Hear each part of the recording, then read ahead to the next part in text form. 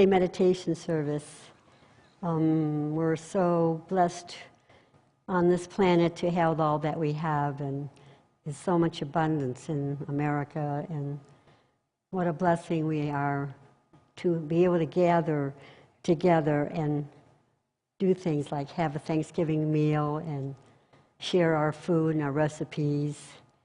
So I honor those people that are experiencing this holiday and sharing in it. And a lot of them are cooking right now, so I see that there's probably not a lot of people here. They're making their favorite entry. So I can see I'm part of that too. So we're going to do a call and response, and when I sing a line, if you respond, that would be awesome. Okay. You are in the wind, in each flower's bloom. You are all around me. You are never far. And my soul keeps singing. Oh, divine, all I want is you. Oh, divine, all I want is you. Oh, divine, all I want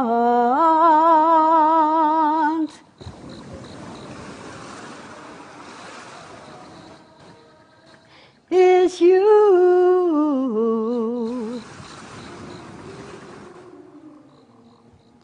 You are on the land. You are in the sea, dancing in the grass, whispering in each tree, and my heart is singing. Oh, divine, all I want is you.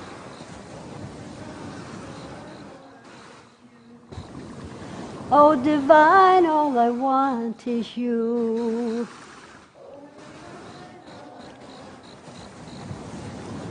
Oh, divine, all I want. You're doing pretty good. Is you.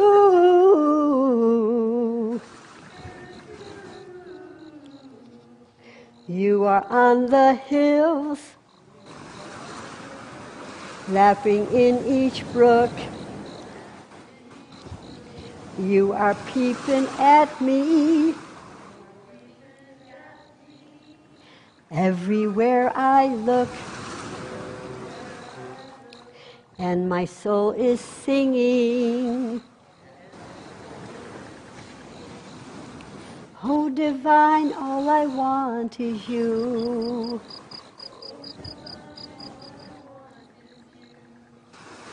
Oh, divine, all I want is you.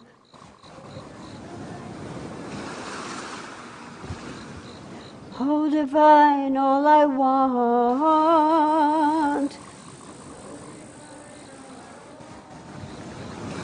They're really getting it there. It's you.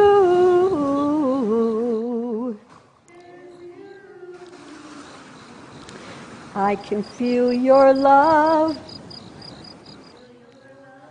where each pathway bends. I can see you smiling through the eyes of friends,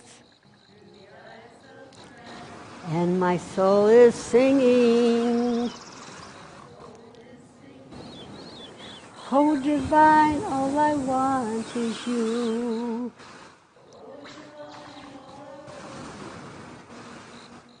Oh, divine, all I want is you.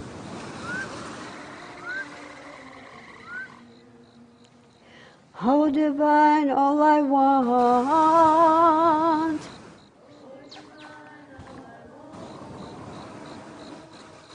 is you.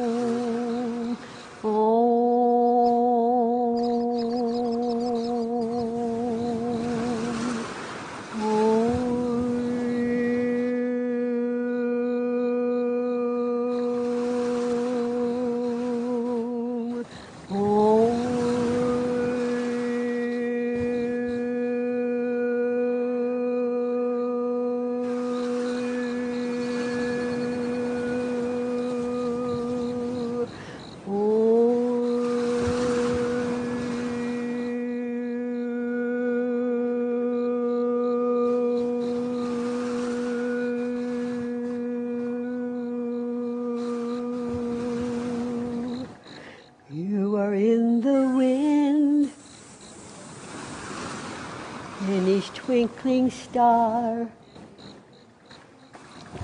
You are all around me. You are never far. And my soul is singing. Oh, divine, all I want is you.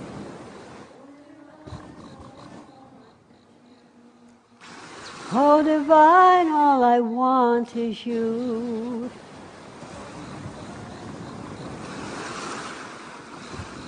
Oh, divine, all I want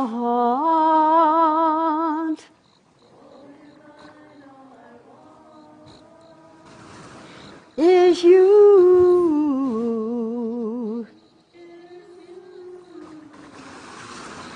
You are on the land. You are in the sea.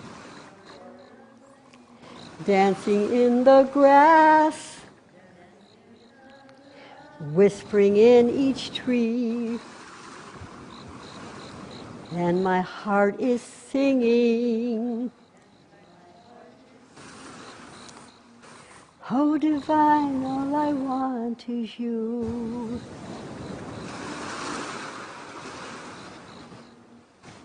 Oh, divine, all I want is you.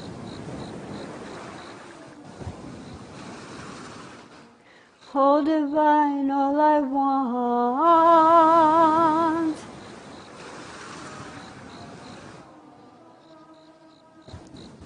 is you.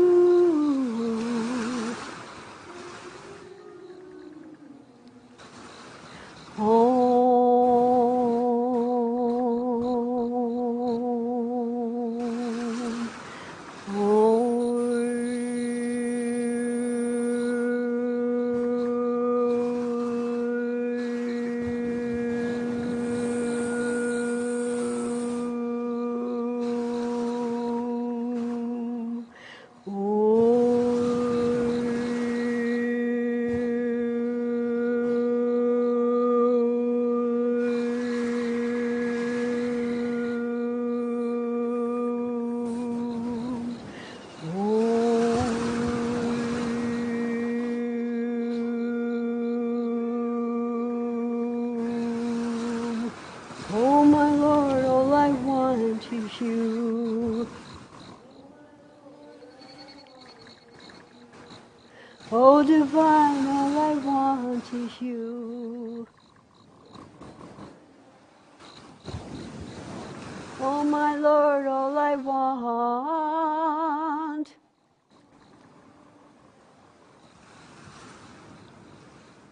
is you.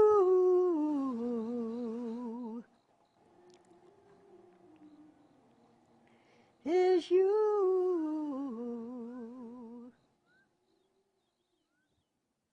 Oh, my Lord, all I want is you.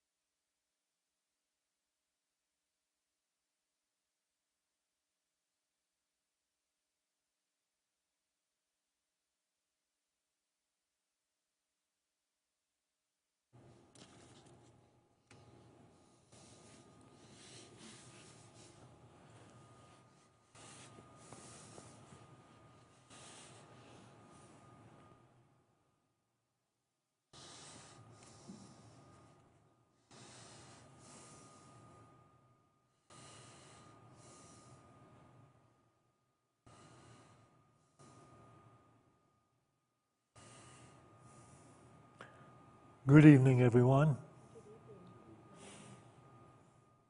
I'll start with this announcement. Tomorrow we have the Thanksgiving potluck here at the church, and that's for everyone or anyone who hasn't got a place to have a Thanksgiving dinner with family and friends, because there'll be a lot of friendly people there, as it is almost every year. So, did Norma mention what time that begins? At noon tomorrow. Okay, well, so if you're not doing anything and you're looking for a place to have a great meal and some fellowship, this is the place to be.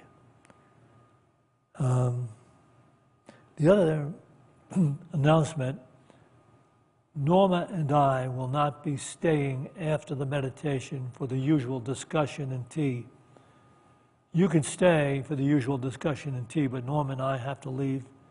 We have too many things we have to get done tonight again before we can get to our Thanksgiving tomorrow.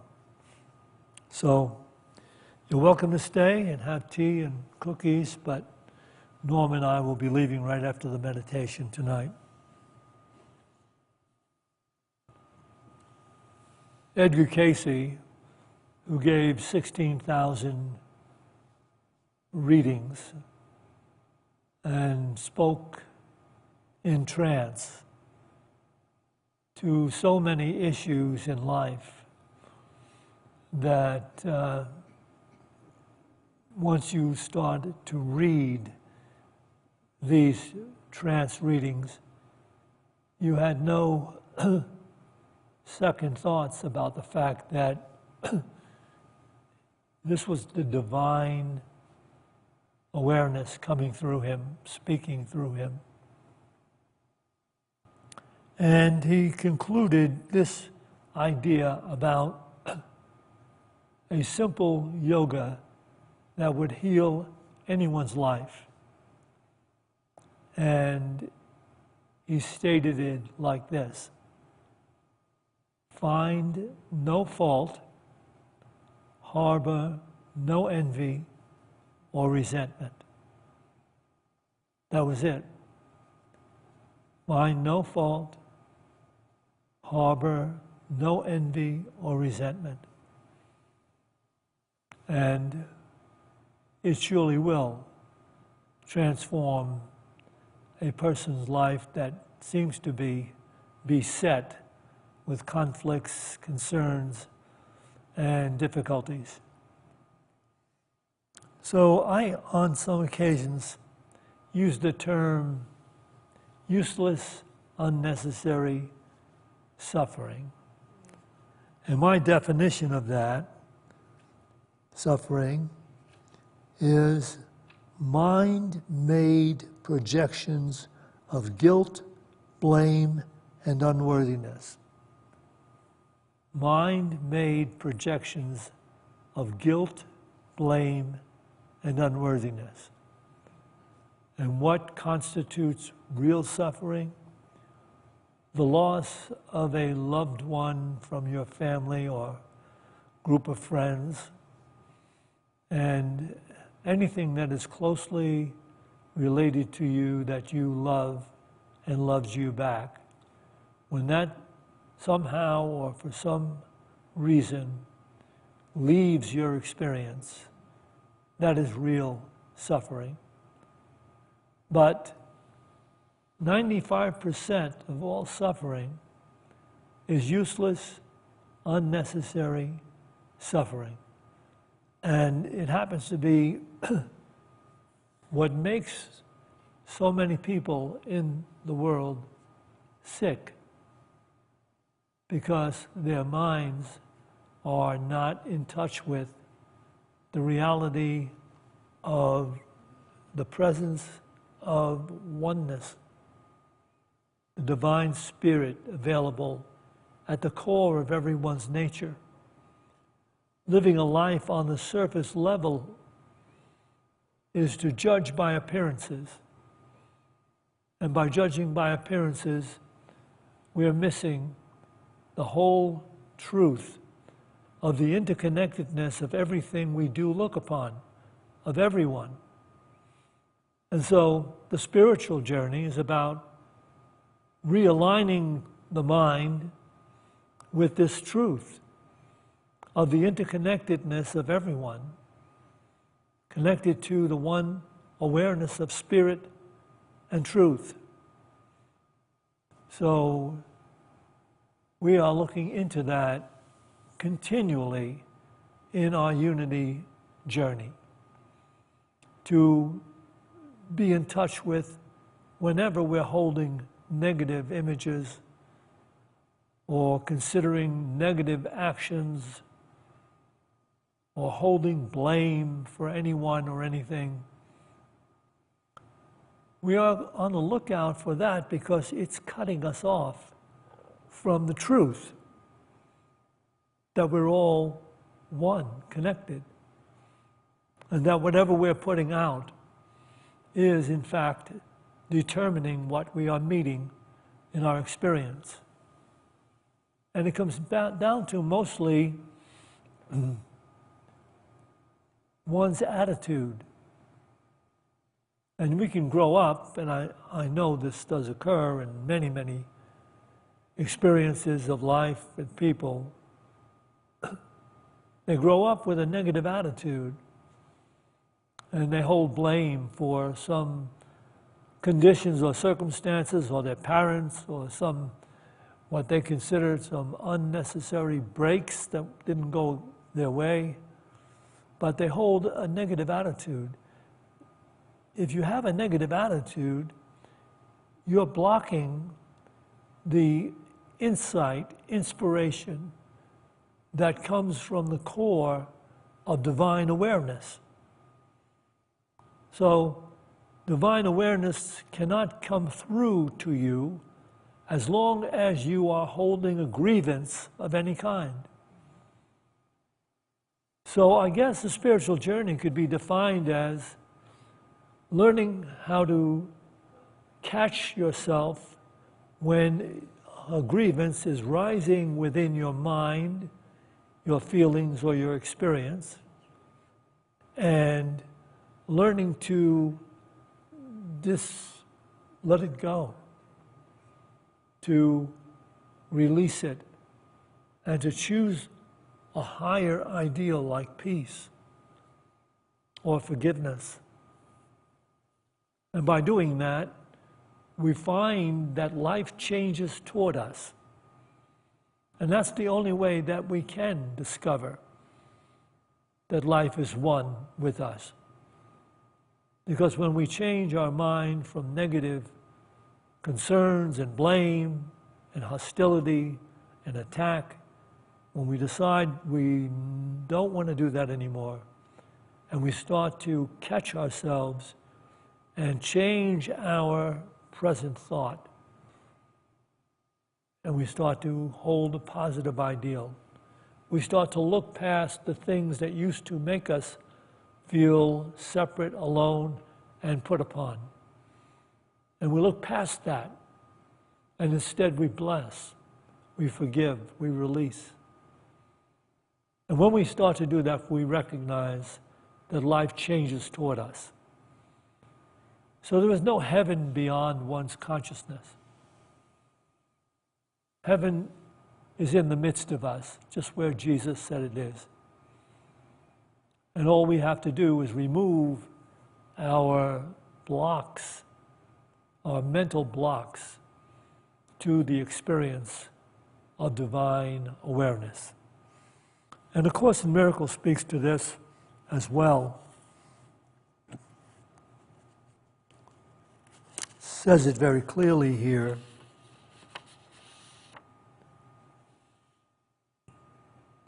If your brothers and sisters are part of you, and you blame them for your deprivation, you are blaming yourself. And you cannot blame yourself without blaming them. That is why blame must be undone, not seen elsewhere. Lay it to yourself, and you cannot know yourself, for only the ego blames at all. Self-blame is therefore ego identification, as much an ego defense as blaming others. You cannot enter God's presence if you attack His Son. There is so much in this tiny little paragraph. And self-blame is as much an ego defense. In other words, you're defending an illusionary definition of self. The ego definition of self is that I am separate, and I am a separate objective observer of the conditions and circumstances I see in life. That's not true.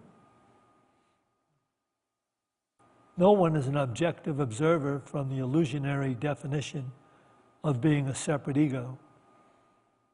That is the underlying cause of all conflict, useless suffering.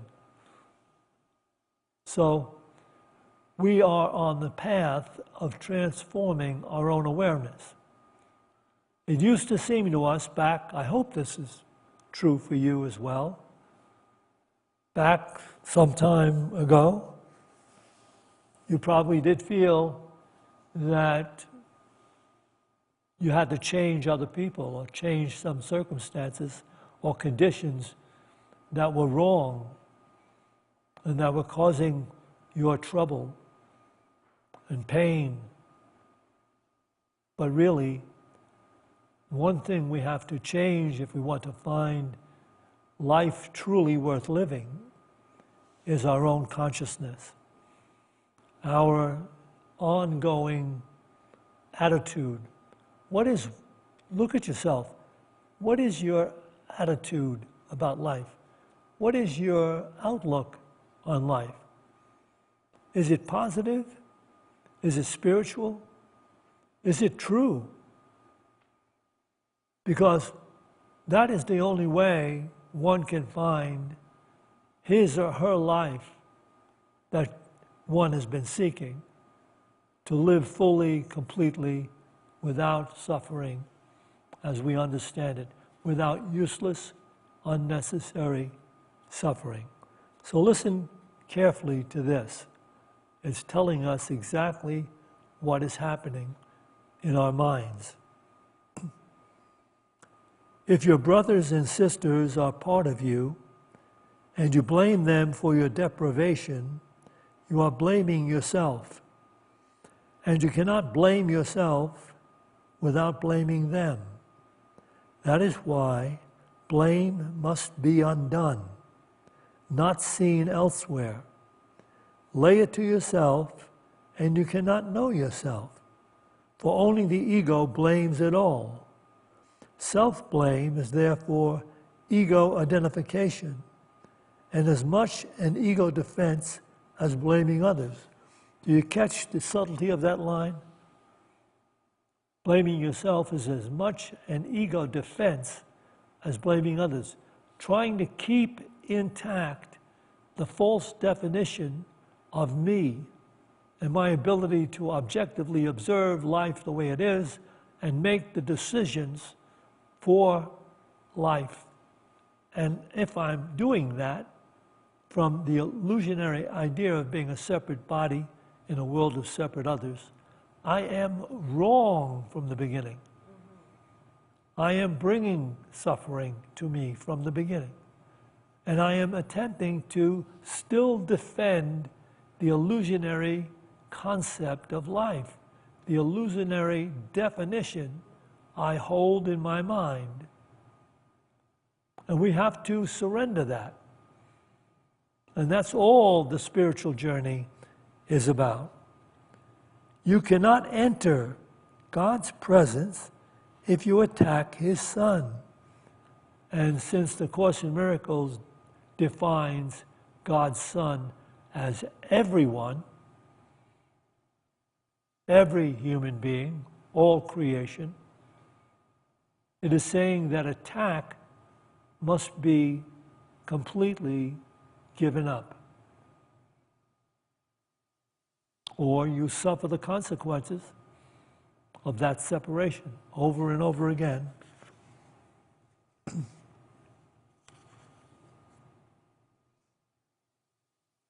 So, our calling is to practice the spiritual techniques that we offer in order to dissolve the negative emotions, negative outlooks, negative responses that the world has taught us to believe exist or should exist.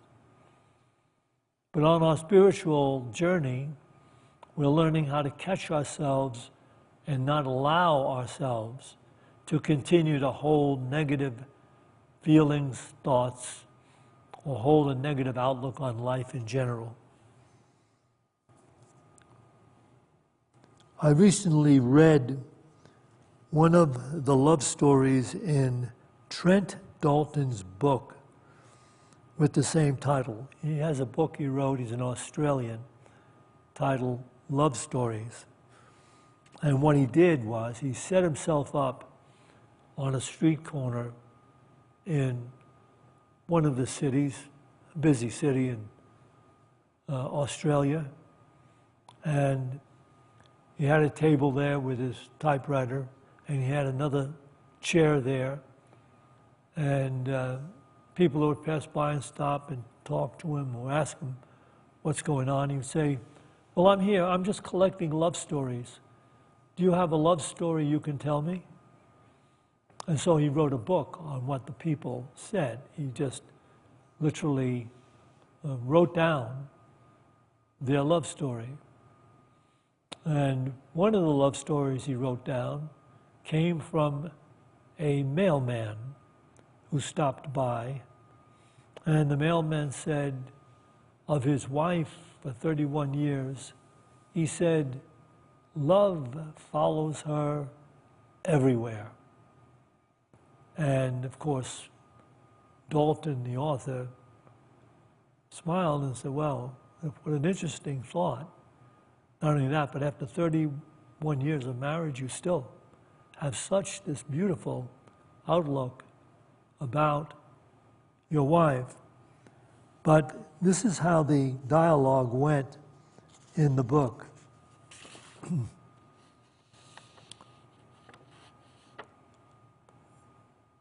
"She's special," the mailman states.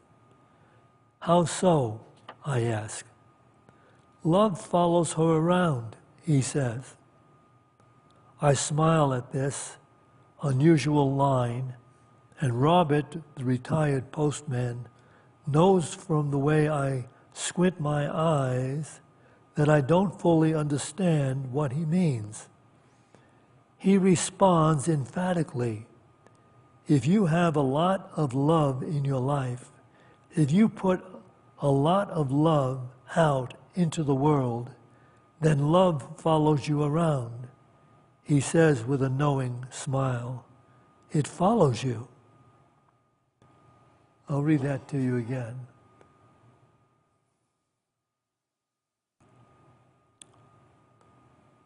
And so the writer kind of gives a facial expression that he doesn't understand what the postman means. And the postman then becomes emphatic in his response. If you have a lot of love in your life, if you put a lot of love out into the world, then love follows you around, he says, with a knowing smile. It follows you. It's a beautiful way to put it. But in many cases, and if you're into this for a while, you recognize that it not only follows you, it often precedes you. Because all minds are on that subtle level in communication. Now, certainly, that subtle communication is denied, ignored, and forgotten by many people for long periods of time. But it is always there. And when you start to practice this presence of divine love, love without conditions, seeking to look past the old limited idea of judgment and finding yourself in a higher awareness, feeling a more necessary guidance to forgive, to bless, to bestow peace. That's what the masters do.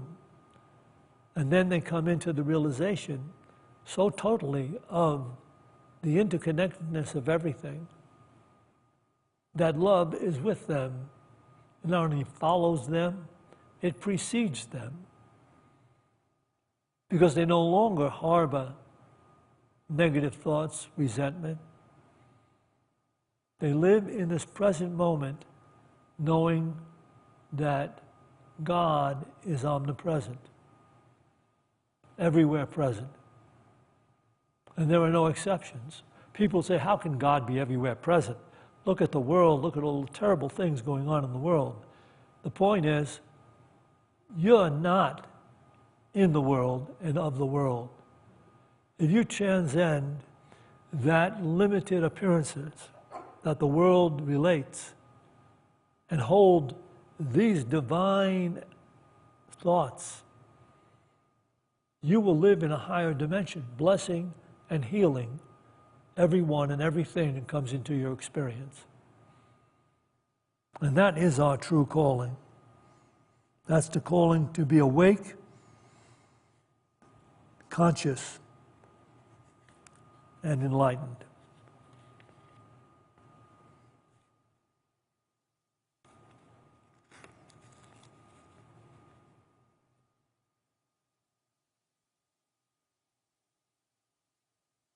In New Thought circles, people often advise their fellow seekers of truth to set their desired intention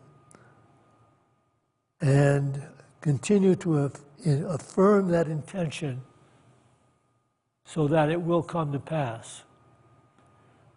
That has not been my experience, or the experience that people have told me about their journey. Cold, calculated intentions may come to pass, but even if they do, they will not relate or bring that happiness, that self-fulfillment that we're seeking. Because we only have our calling. We have our true nature, which is love without conditions. And we have to get there in order to know what it means to be truly alive. But cold calculated intentions do not work. But love-backed intentions do. So whatever your intention may be, if you are in love with the idea of it, if it stimulates love within you when you're contemplating it or sharing it with someone, then that love-backed intention will come to pass in your physical life. But cold, calculated intentions are still somewhat in denial of the drawing power of love. There's so many books out there about power and the 12 powers and the amazing power of this. When you get right down to it, in the parlance of human beings, there is only one overriding power. It is love. And if we understand that, and we start to bring that into our consciousness in every situation, we will find life truly worth living.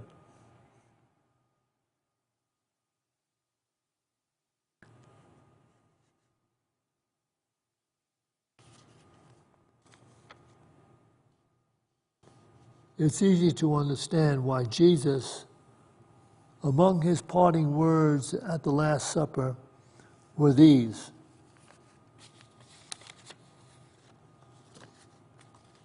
we should be cognizant of the fact that the Last Supper, Jesus knew, was in fact his last supper in the world of his disciples.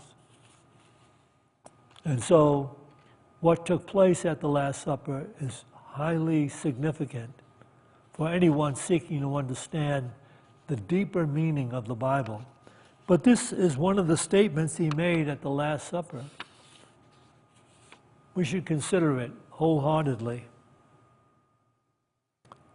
This is my commandment, that you love one another as I have loved you.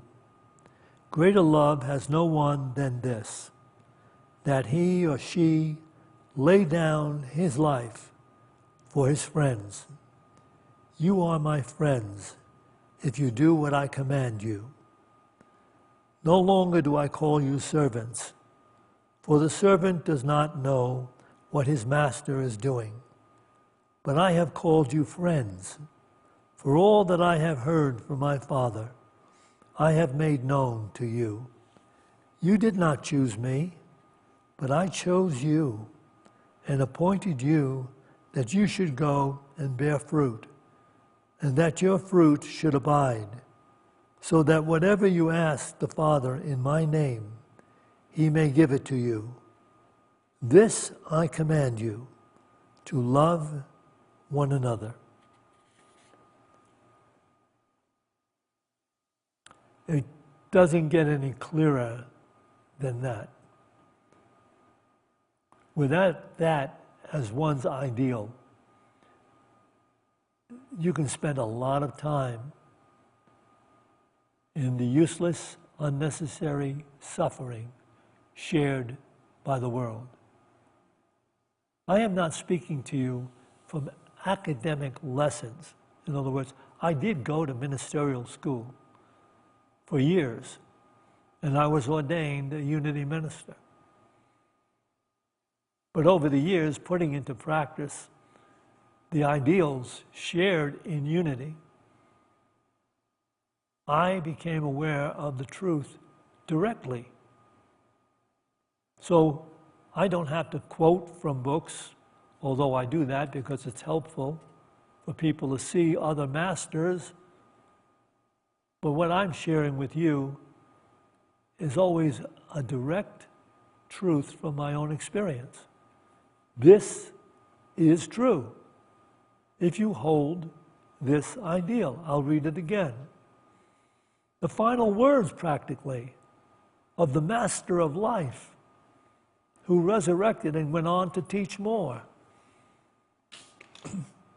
This is my commandment, that you love one another as I have loved you.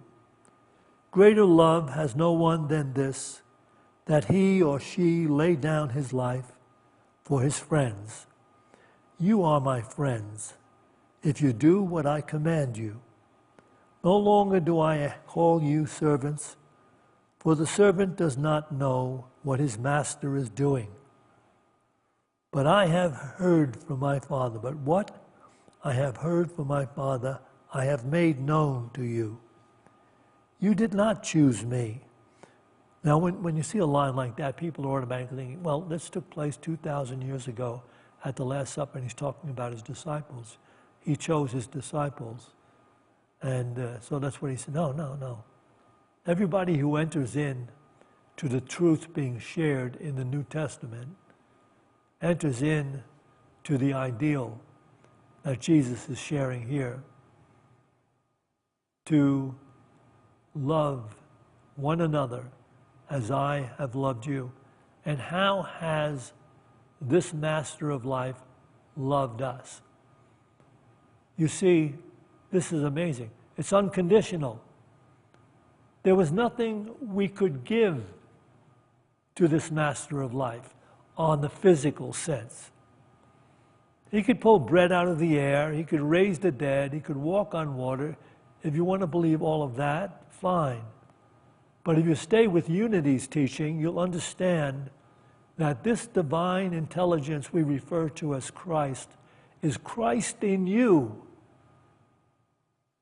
which Charles and Myrtle Fillmore said, is your hope of glory. Not Christ outside of you, not a historical Christ, not a miracle man, not a separate, different Son of God than you, but allowing your true nature to fulfill the calling presented in these scriptures, the calling like this. Greater love has no one than this, that he or she lay down his or her life for her friends. You are my friends if you do what I command you. No longer do I call you servants, for the servant does not know what his master is doing. But I've called you friends, for all that I have heard from my Father, I have made known to you. You did not choose me, but I chose you and appointed you, that you should go and bear fruit, and that your fruit should abide, so that whatever you ask the Father in my name, he may give it to you. This I command you, to love one another.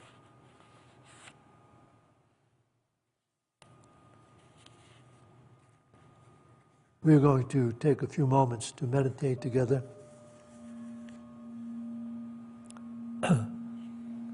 We can begin by taking several deep breaths.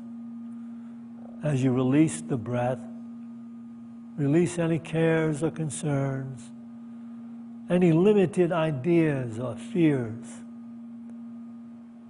Just let it go for now if you wish. You can let it go forever if you wish. But if you let it go for now, you might have the insight to not carry it with you when you carry on your life in the world. So just take a couple of deep breaths and release your breath and release any cares or concerns and just become willing to be sitting here, allowing the moment to be what it is.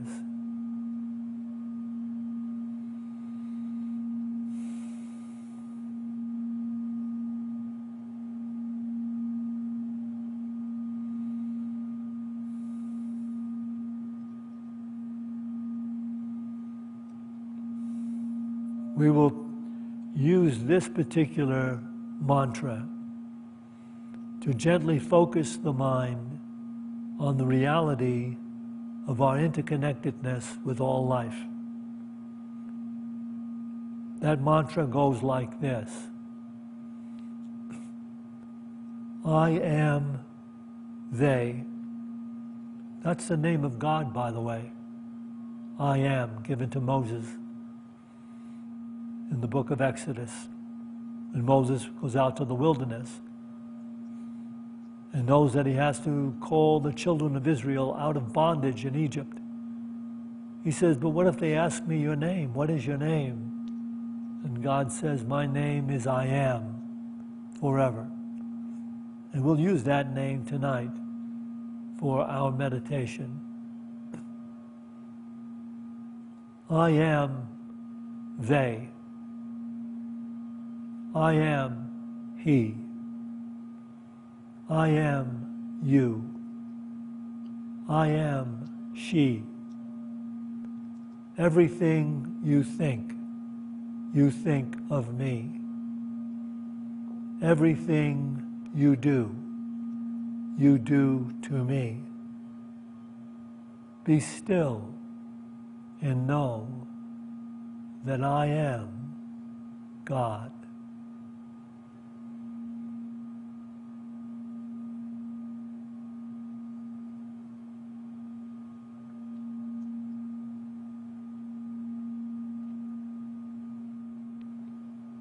I am they.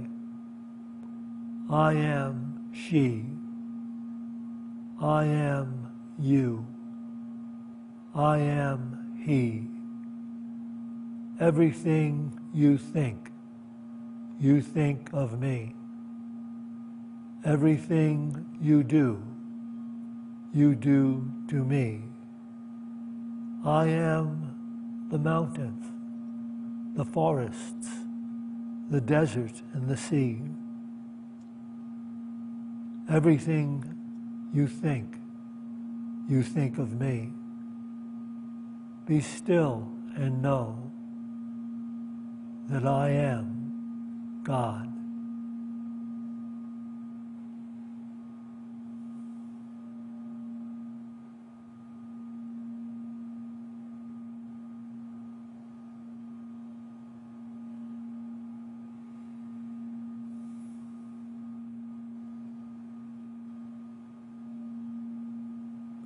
I am they. I am she. I am you. I am he. I am the mountains, the forests, the deserts, the stars, and the sea. Everything you think of me. Be still and know that I am God.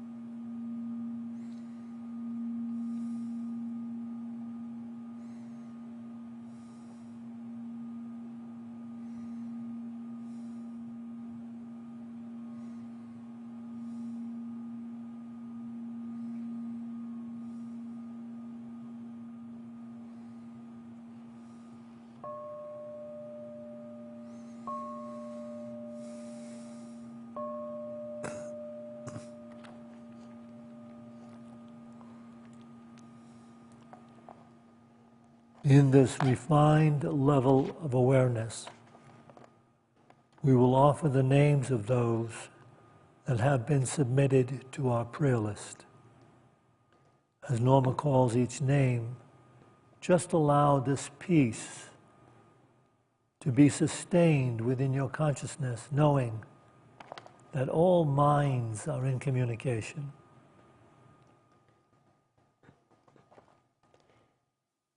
Ryan and Zoe Wilkie, Louis Jordan, Sandy Spahn, Yuma and Jackson Mamley, Otis, Iva, Patty, Brian, Charlotte, Alan Gutman, Sheila Gutman, Joel Gutman, Maria, Shaggy, Lex, Gay, Nell, Samira, Vicky, Tom and Val, Spencer's Law, Nick, Sal, Celeste, Ruth, Lisa, Michelle, Trudy, Michael, Echo, friends and family, law clients, public servants, activists, women, LGBTQ community, migrant laborers, immigrants, refugees, poor in spirit, poor in finances, artists, Orion and Jess, Jeff G., Brady, Haley, Andrew, Lauren, Rebecca Rubio, Bob and Rianne Larson, Amanda Phillips, Jean, Ella James, Kitty Lou and family, Heidi and family, John H., Tad M., Andrew M., Joe Samuel, Sharon Morrell and children, Brett G., Luke A., Barbara Marks, Mary, Anthony, Abigail, Rivers Wilder Green and family, Robert, Arve, Bernice, Jessica, Phil, Ben, Christine, Joe, Andrea, Sammy, Noah, Jake, Aston, Cara, Holly, Zach, Johnny, Tristan, Karma, Twee, Marshall, Aria, Asteria, Kaopi, Phyllis Layla, and David Naranjo, Tahani and family, Coach Rob's family. And you can call out a name at this time if you would like to do so.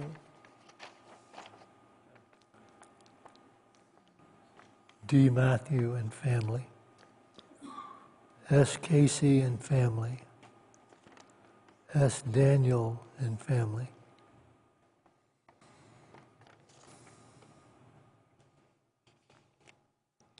you see this healing light surrounding the prayer box and all the people's names that have been submitted throughout the month.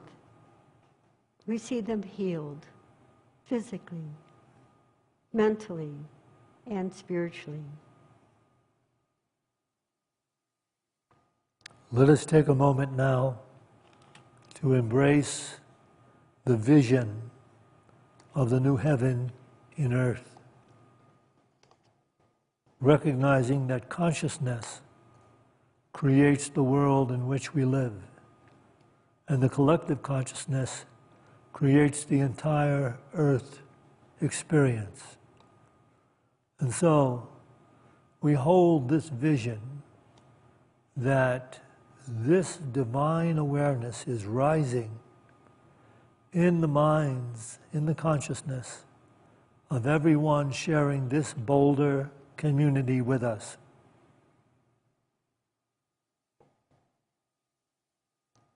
And we acknowledge that it is rising in the awareness of everyone sharing the state of Colorado with us. And it continues to rise in the awareness of everyone sharing these United States of America with us. And it continues to move, inspire, and rise in the consciousness of everyone, in every nation, in every culture, in every community, in every place, bringing forth that harmony, healing, health, and love in regards to all creatures. As we pray, the light of God surrounds us. The love of God enfolds us. The power of God protects us. The presence of God watches over us. Wherever we are, God is, and God is love. To this we say, Amen.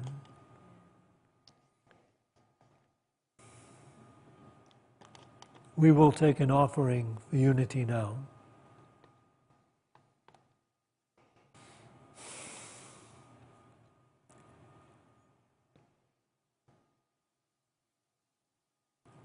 As we're preparing to do this, I'd like to say to all of you that are watching this live stream on a screen, you can make yourself a great part, a great recipient of the divine experience. If you were to become a recurring tither to Unity of Boulder, to support the ideas, the ideals, and the truth we share.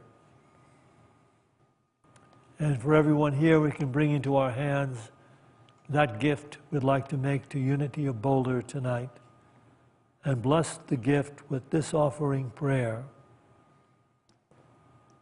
Divine love, through me, blesses and multiplies all that I have, all that I give, and all that I receive, because I give. And so it is. I am thankful for each breath I take is a miracle of life. I am thankful for each breath I take is a miracle of life. I am thankful for each breath I take is a miracle of life.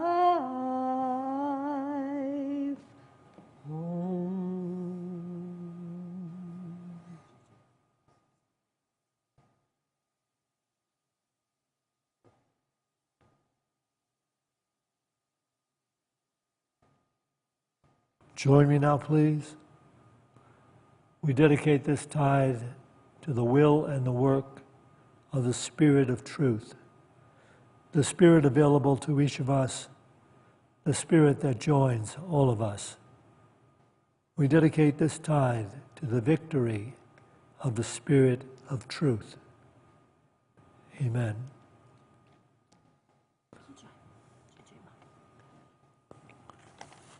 Okay, we have tea and cookies for those of you who'd like to stay and chat through these doors to your left into the bookstore. And of course, we have our Thanksgiving celebration, which is what it usually turns out to, with everybody showing up at the Thanksgiving dinner taking place tomorrow at 12 noon. To everyone, wherever you're going to be tomorrow, really enjoy Thanksgiving as not a single day in the year, but as a yoga to be thankful, thankful, thankful. Good night.